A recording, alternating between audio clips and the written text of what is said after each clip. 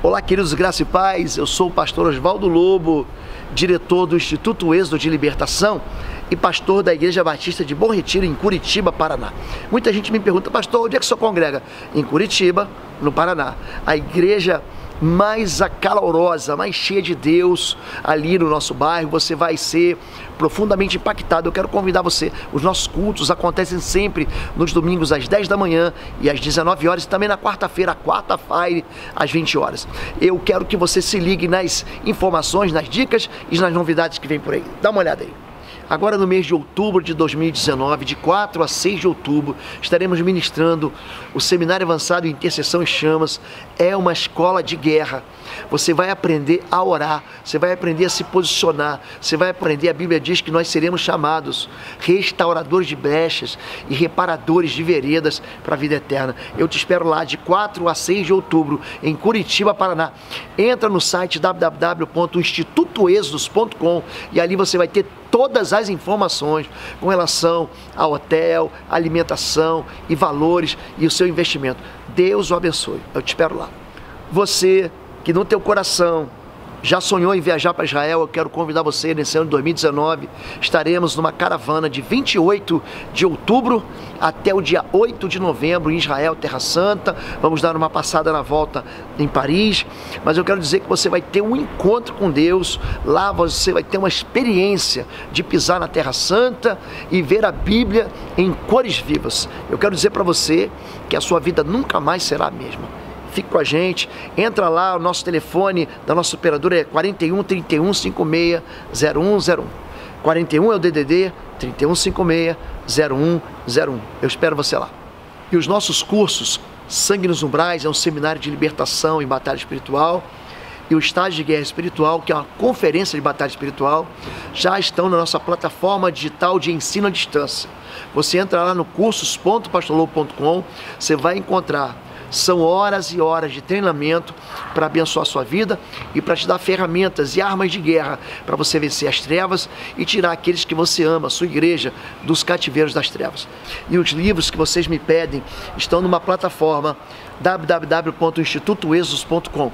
Esses livros vão abençoar profundamente a sua vida e vão te dar ferramentas, vão te dar armas para você vencer as trevas e tirar a sua família, a sua igreja e todos aqueles que você ama dos cativeiros das trevas. Deus te abençoe. Queridos, eu quero pedir que você já dê um like nessa mensagem e que você compartilhe para que outras pessoas sejam abençoadas. O nosso canal tem atingido muita gente, mas tem muitas pessoas ainda precisando da liberdade que existe em Cristo. Então, eu quero convidar você, dá um like, dá um joinha e depois compartilha com alguém para que essa pessoa também seja abençoada como você está sendo abençoado. Fica com Deus. Festa no céu. Esse texto é muito interessante. Faz parte de um grupo de 3 parábolas: a parábola das perdas, a parábola da ovelha perdida, a parábola da dracma perdida e a parábola dos filhos perdidos, que nós conhecemos como a parábola do filho pródigo. E diz assim em Lucas 15, a partir do verso 10, é um texto longo, mas muito, muito interessante. Diz: eu lhes digo, da mesma forma, a alegria na presença dos anjos de Deus por um pecador que se arrepende. Jesus continuou, preste atenção nessa palavra. Ele está continuando algo, ele está endossando algo, ele está complementando algo que ficou para trás. Ele continuou falando. Um homem tinha 2 filhos, o mais novo disse a seu pai: pai, quero a minha parte da herança. Sim. Ele repartiu sua propriedade entre eles. Não muito tempo depois, o filho mais novo reuniu tudo que tinha e foi para uma região distante, e lá desperdiçou seus bens, vivendo irresponsavelmente. E depois de ter gasto tudo, houve uma grande fome em toda aquela região e ele começou a passar necessidade. Por isso, foi empregar-se com um dos cidadãos daquela região, que o mandou para o seu campo a fim de cuidar de porcos. Ele desejava encher o estômago com as vagens de alfarrobeira que os porcos comiam, mas ninguém lhe dava nada. Caindo em si, ele disse: Quantos empregados de meu pai têm comida de sobra? Eu aqui morrendo de fome. Eu me porei a caminho e voltarei para meu pai, e lhe direi: Pai, pequei contra o céu e contra ti, não sou mais digno de ser chamado teu filho, trata-me como um dos teus empregados. A seguir levantou-se e foi para o seu pai. Estando ainda longe, seu pai o viu cheio de compaixão, e correu para o seu filho, e o abraçou, e o beijou. O filho lhe disse: Pai, pequei contra o céu e contra ti, não sou mais digno de ser chamado teu filho.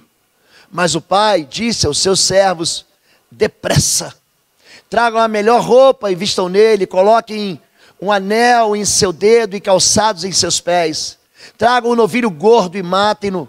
Vamos fazer uma festa e comemorar. Vou repetir: vamos fazer uma festa e comemorar. Pois este meu filho estava morto e voltou à vida. Estava perdido e foi achado. Começaram a festejar. Enquanto isso, o mais velho estava no campo. Quando se aproximou da casa, ouviu a música e a dança. Então chamou um dos servos e perguntou-lhe o que estava acontecendo. Este respondeu: seu irmão voltou, e seu pai matou o novilho gordo, porque o recebeu de volta são e salvo. O filho mais velho encheu-se de ira e não quis entrar. Então seu pai saiu e insistiu com ele. Mas ele respondeu ao seu pai: olha, todos esses anos tenho trabalhado como escravo ao teu serviço e nunca desobedeci às tuas ordens. Mas tu nunca me deste nem um cabrito para eu festejar com os meus amigos. Mas quando volta para casa, esse seu filho, que esbanjou todos os teus bens com as prostitutas, matas o novilho gordo para ele? Disse o pai: meu filho, você está sempre comigo, e tudo o que tenho é seu. Mas nós tínhamos que comemorar e alegrar-nos, porque este seu irmão estava morto e voltou à vida, estava perdido e foi achado. Eu ouvi essa história pela primeira vez no catecismo. Eu nasci numa família católica e mamãe me levava para a escola. Nós saíamos cedo, íamos a pé. Uma escola distante da minha casa. Nós passávamos muita dificuldade naquela época. E nós íamos caminhando e passávamos por uma igreja, bem ali no meu bairro, uma igreja de pedra, bem antiga. E na volta, ela sempre falava assim: vamos parar para falar com o Papai do Céu. Eu aprendi a temer ao Senhor, porque minha mãe me ensinou a temer ao Senhor. Eu entrei no catecismo para fazer o que nós chamamos de primeira comunhão. E ali, pela primeira vez, a irmã, a freira, que me ensinou no catecismo, irmã, me contou a parábola do filho pródigo. Foi ali que eu aprendi essa parábola. Mas eu não tinha mergulhado nela. E existem muitas perspectivas em cima dessa parábola. Uma parábola é uma história que é contada para trazer à tona realidades complexas e fazer com que elas se tornem muito simples. Uma parábola, ela normalmente, Jesus quando ministra, ele fala o seguinte: o reino dos céus é semelhante a um rei que faz contas. O reino dos céus é semelhante a um pescador que tira peixes bons e peixes ruins. O reino dos céus é semelhante a um homem que compra um campo. O reino dos céus é semelhante ao semeador que sai a semear. O que Jesus está fazendo? Ele está pegando notícias do céu e ele está fazendo com que essas notícias do céu façam sentido para a gente aqui na terra. Porque nós não iríamos entender. A nossa mente não consegue entender o que é o céu, nem o que acontece lá. Quando você pega textos bíblicos que revelam aquilo que está por trás das cortinas do céu, você não entende. O apóstolo João escreveu o livro do Apocalipse, o livro da revelação, não é o livro do final do mundo, é bom você entender isso. A palavra Apocalipse significa revelação, revelation em inglês. Esse livro fala de coisas que a gente não entende. Que o céu tem um lugar com 12 portas, que são 12 pérolas, e as ruas são de ouro. E você vê miríades de milhões de milhões. E tem coisas ali naquele livro que são combinadas com metáforas que para mim não fazem nenhum sentido. Então o que Jesus faz? Ele pega algo que eu não tenho entendimento e traz para a realidade terrena. Eu vou te explicar, é mais ou menos assim. Funciona mais ou menos assim. Quando você quer ensinar o seu filho que não pode colocar o dedinho na tomada, você não vai pegar aquilo que você estudou em física e vai dizer assim, olha, tem aqui uma fase, um neutro, aqui tem uma corrente alternada. Você vai falar para ele o seguinte, não bota o dedo ali porque dá choque. E você dá uma batidinha assim para ele entender, ó, vai fazer mal. Uma parábola o que é? É um símbolo terreno de algo que acontece no céu. Imagina se eu tivesse que explicar hoje, para uma baleia, um ser que vive num ambiente completamente diferente do nosso, uma baleia que vive lá no mar, no oceano. Como é que eu ia explicar para ela hoje que o meu time ganhou do seu time? Você entendeu? Você entendeu? Como é que eu ia explicar o que é um campeonato de futebol? Como é que eu ia explicar para uma baleia? E a baleia, ela tem uma linguagem. Como é que eu ia conseguir fazer isso? Eu teria que me tornar uma baleia. Certa vez eu li um livro do Billy Graham, Como Nascer de Novo. Eu li esse livro imediatamente após a minha conversão. E ele conta a história do que Deus fez. Ele contou uma parábola para que eu entendesse.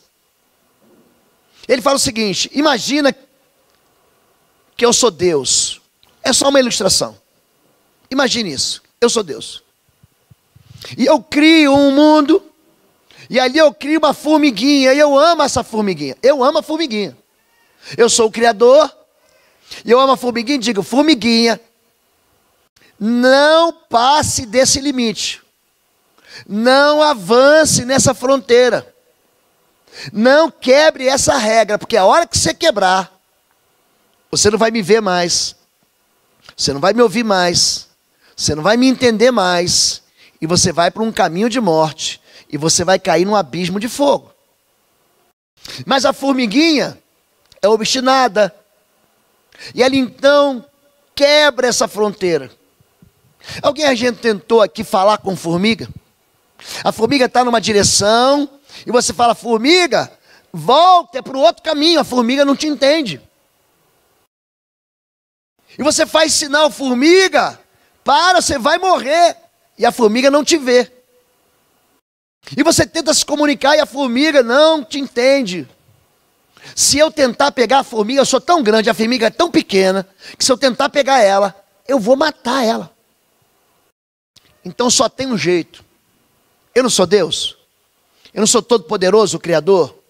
Então eu sendo Deus, eu entro no ventre de uma formiga virgem, eu me faço formiga, e vou lá comunicar na linguagem da formiga, eu vou lá esfregar a minha anteninha, na anteninha das formigas, vou dizer, ei, vocês estão indo para o caminho errado.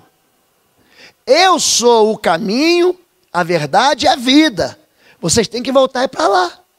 Ninguém vem ao Pai a não ser por mim. Isso é uma parábola. Uma criança consegue entender que Deus se fez gente e habitou entre nós. Isso é uma parábola. Mas o que está acontecendo aqui?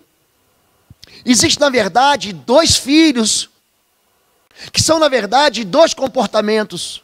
Tem gente que diz que o filho que sai de casa, pega a grana da família e torra tudo. Esse aqui é o ímpio, ele não quer saber de Deus, ele tem uma vida louca, ele quer ser feliz longe de Deus. Esse aqui é aquele que não tem o evangelho. Já aquele outro que ficou em casa trabalhando como escravo, aquele é o santarrão. Ele viveu no monastério, ele nunca erra, ele é pautado por uma moralidade, por um comportamento austero e ilibado. Na verdade, há uma pluralidade de interpretações. Eu já preguei esse texto sobre a ótica do pai, sobre a ótica do filho gastador, sobre a perspectiva do filho que ficou em casa. Eu já preguei esse texto até sobre o chiqueiro do porco. E dá para você fazer aqui, costurar qualquer caminho e qualquer entendimento, porque a palavra de Deus é assim. Ela é fonte inesgotável de sabedoria. Mas eu quero trazer esse texto para o ambiente do relacionamento quebrado. Tem 2 filhos dentro de casa, mas os 2 filhos não se dão bem com o pai. Um filho, ele não gosta de ficar em casa, ele não esconde isso e vai embora. Tem um filho que ele não se dá bem com o pai, e ele rompe com tudo e se manda. E tem outro filho que é falso. Ele também não se dá bem em casa, não está feliz, não está satisfeito com a relação com o pai, mas ele fica lá dizendo que está tudo bem. Mas a primeira notícia boa que vem do outro, ele já reclama e ele fica decepcionado. Esse texto ele fala de 2 filhos que estão insatisfeitos. 2 filhos que se sentem tolhidos. O primeiro então, ele fala, eu fico imaginando esse garoto dentro de casa. Eu, menino, morava num apartamento e minha mãe colocou grades em volta do apartamento, em volta das janelas. O apartamento não é que nem esse que hoje você bota o carro embaixo, aí o primeiro andar é carro, é garagem, o segundo andar é que é o apartamento, não é isso? Não, o apartamento já era no chão, ele não tinha garagem. Um desses apartamentos velhos do Rio de Janeiro. Então, qualquer pessoa vindo da rua entrava, um muro desse tamanho, entrava no prédio, e se quisesse entrar dentro de casa, entrava, porque a janela ficava aberta. Então, mamãe colocou grades, meu pai colocou grades, aliás, e eu ficava do lado de fora. E às vezes eu não podia sair para brincar, e os meus amigos andando de bicicleta, jogando bola, soltando pipa. E eu doido para sair de casa, mas não conseguia sair. Mamãe falava assim, não sai, não se misture com eles. Mas eu doido para experimentar. Tinha um lugar bem próximo da minha casa, que quando chovia aquilo ficava um barro gostoso, que eu gostava de enfiar minha mão ali, e fazer bolinho de terra, e mexer com aquela argila, mas eu não podia me sujar. O filho pródigo, ele está assim, dentro de casa, mas ele se sente tolhido, ele se sente aprisionado, ele acha que viver com o pai não é bom, ele acha que existe uma possibilidade de felicidade. Muito obrigado, muito obrigado. Existe uma possibilidade de felicidade fora de Deus, fora da casa do pai, e ele chega assim, chega disso. Eu não quero mais isso, pai. Me dá a parte que me cabe, como se ele tivesse alguma parte. Isso me faz lembrar os filhos da gente. Ele fala assim para você, pai, eu quero batata frita. Compra batata frita aqui do McDonald's. Você vai lá, compra batata frita.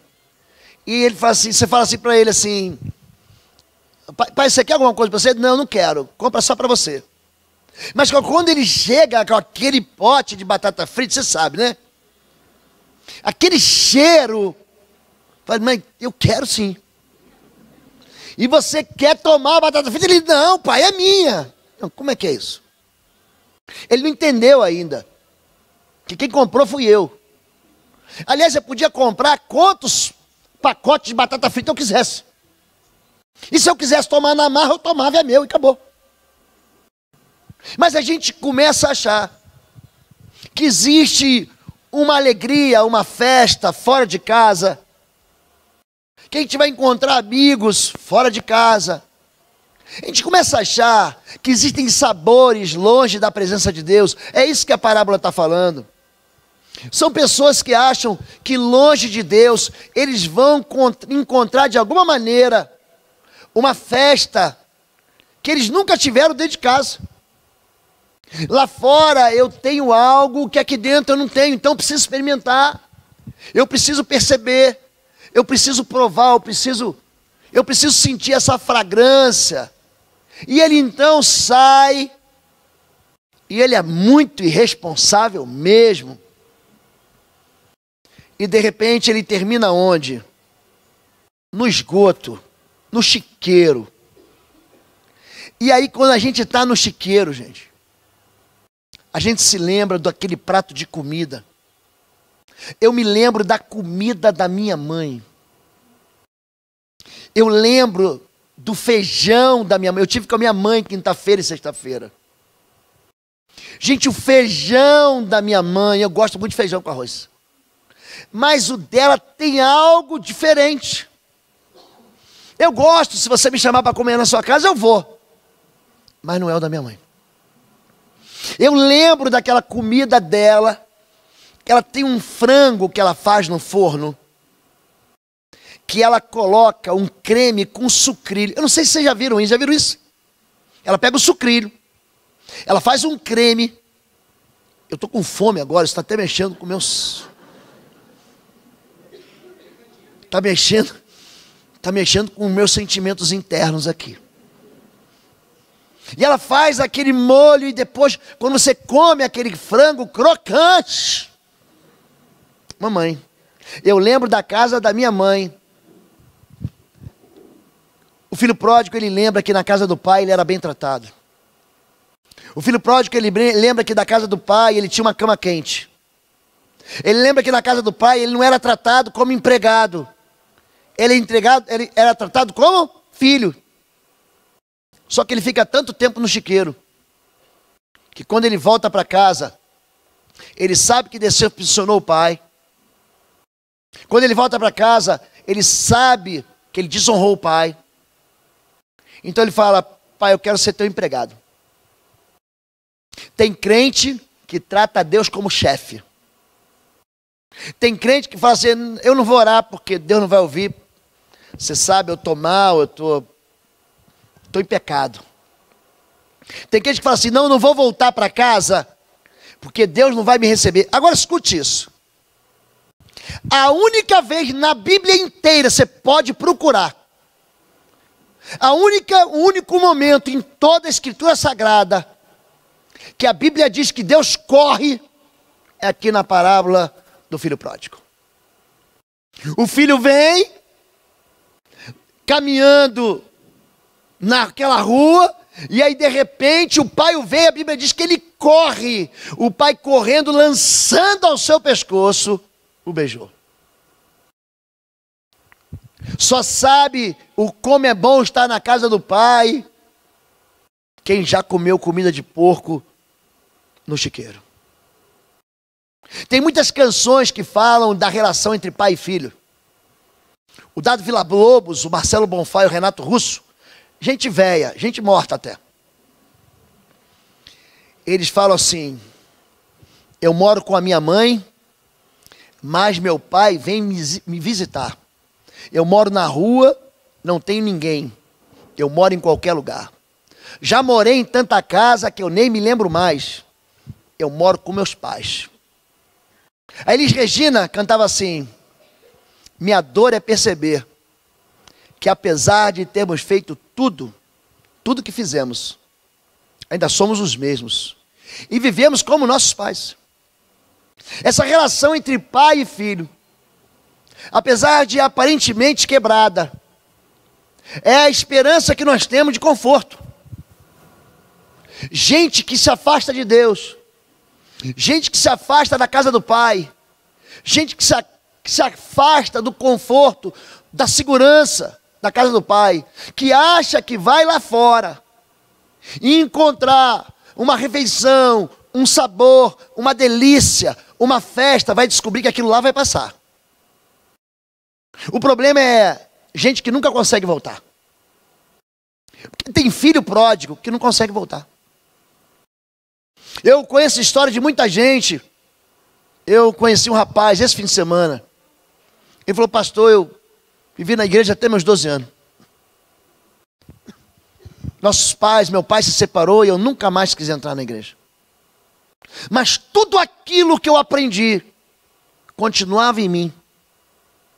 E um dia um homem entrou no ônibus. Ele falou algo, ele falou assim: não morra e não passe essa vida sem conhecer Jesus Cristo. Essa palavra ficou batendo na minha cabeça como um martelo batendo num sino de bronze. Até que eu voltei para a casa do Pai. Quem não é crente não entende quem é crente. Eu não entendia. Eu dizia que crente era tudo pobre, feio e burro. Eu falava isso. E dá dinheiro para o pastor. Eu falava isso. Mas quando tudo deu errado na minha vida, quando eu fui para o chiqueiro, quando eu quis comer as alfarrobas das vagens dos porcos, sabe quem foi que eu fui buscar? Os crentes. Eu tinha um amigo, eu tive um soldado que serviu comigo, eu tive um tenente que serviu comigo, eu tive um cadete que falava de Jesus para mim, que a vida dele, gente, a vida desses três eram lindas. E eu sabia que Deus os ouvia, eu sabia disso. Mas eu era incapaz de voltar para a casa do Pai. Até que um dia, eu fui num culto assim, e sentei no final do culto. Eu me lembro que eu cheguei fumando. Papai me ensinou a fumar, meu pai que me ensinou. E fumante porco, daí o chiqueiro. Peguei aquela guimba de cigarro, chegando na porta da igreja, joguei fora e sentei no último banco. Eu lembro até hoje do sermão que o irmão pregou. Ele escreveu um livro, o irmão Aramis C. de Barros. Ele pregou sobre oferecer nossas vidas como sacrifício perfeito. Ele perguntou: você quer ser um sacrifício para o Senhor? Aquele dia eu entreguei minha vida a Jesus. Naquele dia eu voltei para a casa do Pai e houve uma grande festa. Eu não percebi a festa porque eu fui o único que aceitei Jesus naquele dia. Eu falei para a Misa assim: teu sermão deve ter sido muito ruim. Que ninguém, é só eu. E eu devia estar desesperado mesmo. Mas era o meu dia. Ele chega em casa e você começa a desfrutar de novo da alegria. Viver com Deus não é uma vida de camisa de força. Viver com Deus é uma vida de liberdade para você festejar e dançar, porque é isso que estava acontecendo. Mas aí tem um segundo filho. E o segundo filho, ele se sente lesado, porque ele está trabalhando. Às vezes, sabia que às vezes eu me sinto como aquele filho lá? Pai, eu estou trabalhando, e a sensação que eu tenho é que eu não ganho nem um cabritinho. Quanto mais o bezerro cevado. A sensação é que não vale a pena. Aquele homem, aquele filho mais velho que está em casa, ele dá a entender que ele não consegue desfrutar daquilo que ele tem, porque ele nem sabe que tem. Ele só tem uma parte. Porque é isso, gente. Saco de dinheiro, metade da fazenda, é parte. Cabrito é parte. Bezerro gordo é parte. E a gente só vai entender como é fazer parte do reino de Deus quando entender que tudo é nosso. Que tudo que o Pai tem, eu tenho. A autoridade do Pai é a minha autoridade. Quando a gente consegue entender que o que falta dentro da gente é Deus, aí aquilo que é parte não presta mais. Eu morava na Ilha do Governador, de frente para a praia. E vi os primos me visitar, lá de Nova Iguaçu. Sabia? Lá de Nilópolis. E eu vi o desespero deles. Eles chegavam. Gente, eles já chegavam, saíam do carro, não ia dar nem bom dia para minha mãe e para meu pai. Ele saiu do carro e entrava na água. Saía de sunga, de maiô, entrava na água. E ficavam dentro d'água. E na hora de ir embora, eles falavam assim: mãe, só mais um pouquinho. O sol se pondo. Só mais um pouquinho, só mais um pouquinho. Ele falava assim: Juninho, sou eu. Juninho, vem aqui, tá legal. Eu falava, não, estou satisfeito já. Por quê? Porque a praia era toda minha. Eu tinha praia na segunda, na terça, na quarta, na quinta, na sexta, no sábado, no domingo, e a vida inteira a praia estava lá. Então, para quem tem tudo, eu não fico preocupando com uma parte. Ele tem parte, ele vem no domingo, e no domingo ele toma banho. Mas eu tenho todos os dias e todas as noites. Chovia. E a melhor época para você pegar siri é quando chove e tem lua cheia. Aí quando a chuva passa, vem aquela bonança. Aí a gente ia lá, passava o arrastão. Eu já fui pescador de siri. Você jogava o pulsar. Como a gente pegava siri naquele tempo lá? Mas aquilo que era do meu pai era meu. Era a casa do meu pai. Eu não estava ali como visitante. Eu morava ali. O meu quarto era ali. Se eu quisesse, às vezes eu estava de fato brincando na praia. Mamãe levava almoço para a gente na praia. Vamos parar agora que vocês vão almoçar. Qual é o problema daquele que está dentro de casa e acha que aquilo que Deus deu não é dele? É que ele sempre vai ficar insatisfeito com tudo. Eu tive aula de mecânica dos fluidos, ou dinâmica dos fluidos. Você que fez engenharia, você sabe o que é isso. Tem um sujeito chamado Blaise Pascal. Ele tinha uma teoria muito interessante. Na verdade, era um princípio, né? De que a variação sobre o ponto da água, uma água em equilíbrio, toda pressão sobre ela é igual, ela é permanente. E eu ensinava, aprendia isso para aprender pneumática. Eu falava, para que eu vou aprender isso? Eu vou lá consertar avião, eu vou pilotar avião. Era a minha cabeça. Mas estudando esse homem, meu professor disse, Blaise Pascal, ele disse a célebre frase, o coração do homem tem um buraco tão grande que nada vai poder suprir a não ser Deus. Só Deus cabe aqui dentro. E esse era o problema do filho mais velho. Ele queria coisas, assim como o filho mais novo. Mas as coisas que estavam ali à disposição dele não satisfaziam. Porque nós precisamos, na verdade, de um relacionamento com Deus. A vida com Deus não tem a ver com algo moral. Não tem. Porque aquilo que é moral depende de comportamento. A vida com Deus tem a ver com algo espiritual. Porque aquilo que é espiritual depende de relacionamento. Deus não quer que você faça parte de uma igreja. Deus quer ser teu pai. Deus quer que você chame ele de pai. Deus quer que você diga para ele, pai, pai, me socorre, me ajuda. É isso que Deus quer. Ele vai te dar coisas se você pedir. Mas se você vem para a igreja ou vive esse ambiente de igreja, achando que Deus é só aquele que vai suprir necessidades, você está ficando só com parte e não com todo. Você vai sempre sentir e achar que aquilo que você tem não presta.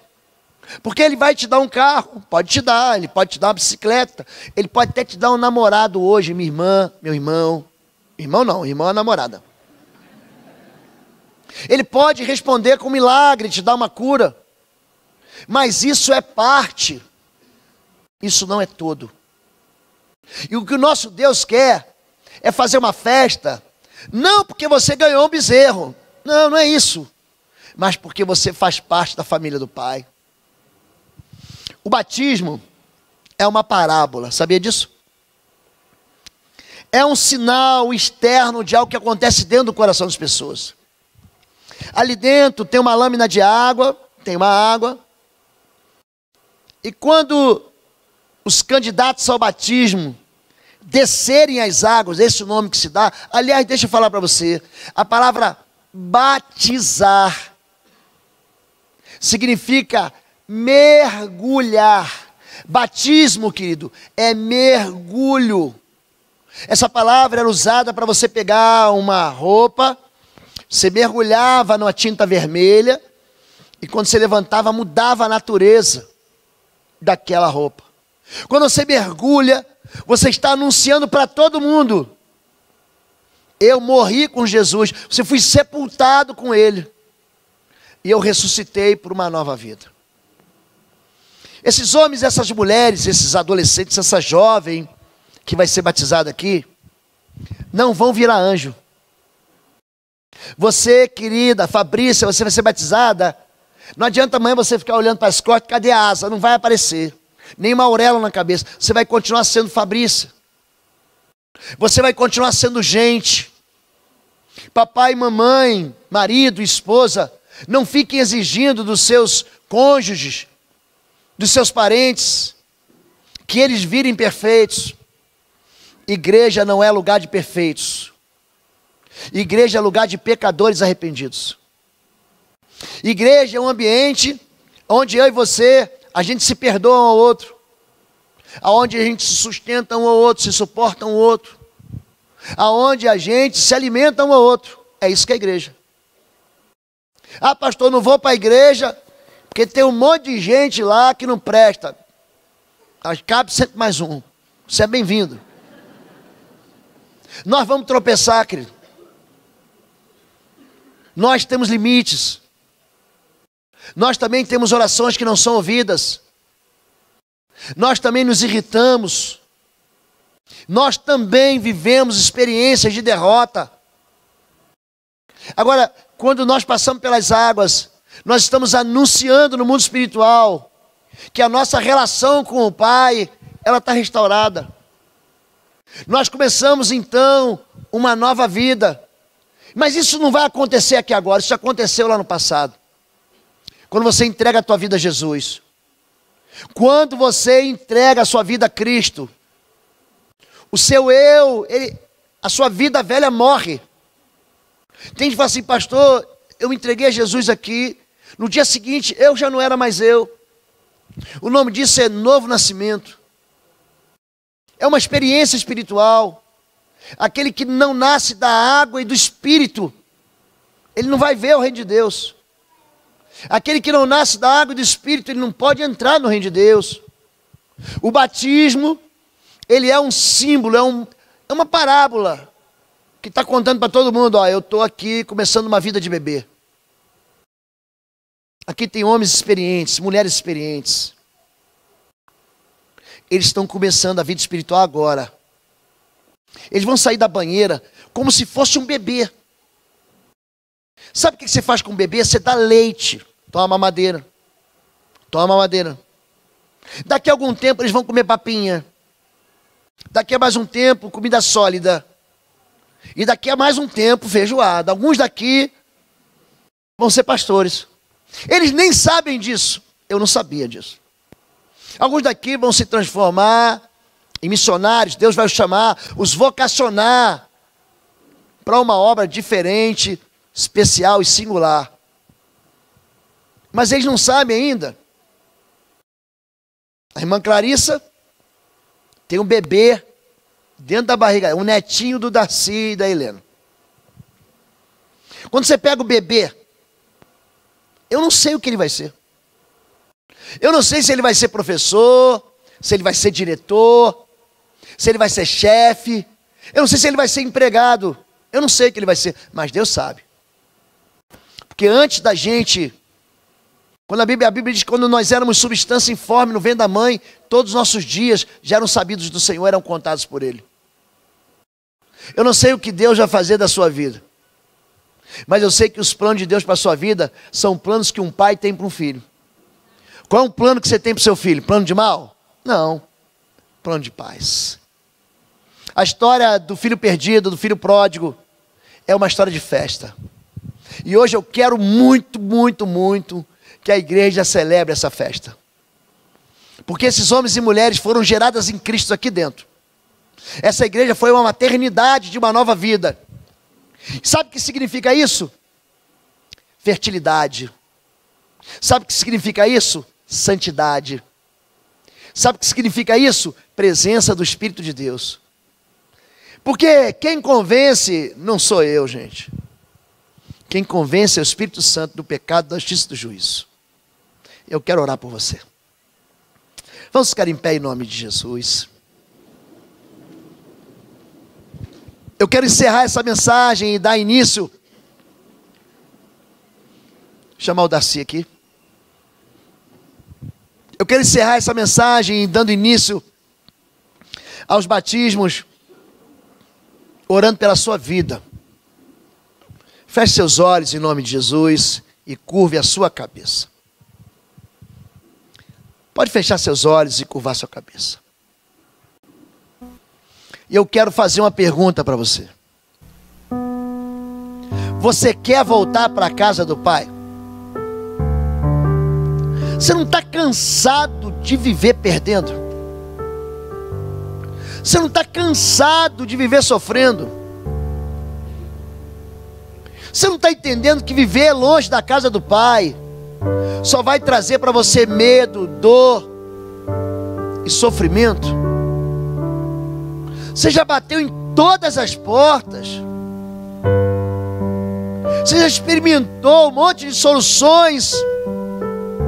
Você não está vendo que não deu certo? É na casa do Pai que você é recebido com festa. E eu quero fazer uma pergunta para você. Eu não estou perguntando se você é evangélico, católico, batista, nem presbiteriano, nem assembleano, se você é pentecostal, se você é tradicional, ortodoxo. Isso não faz a menor diferença. A pergunta é: você hoje quer voltar para a casa do Pai?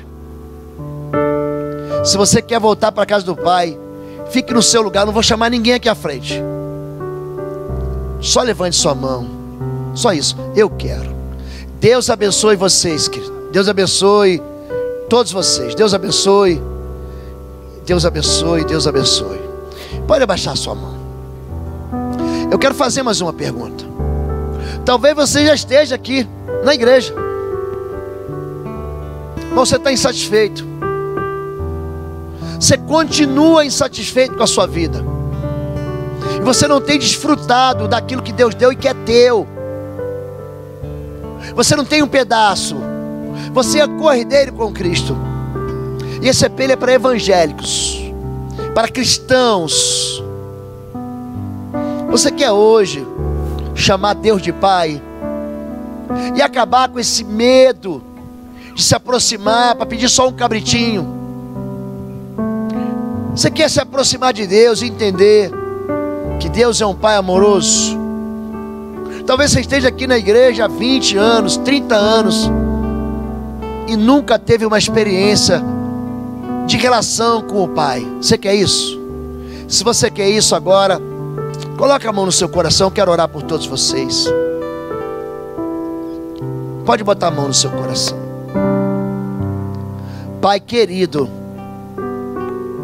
nós hoje vamos fazer a festa aqui. Eu sei que teus anjos, Pai, estão fazendo festa no céu.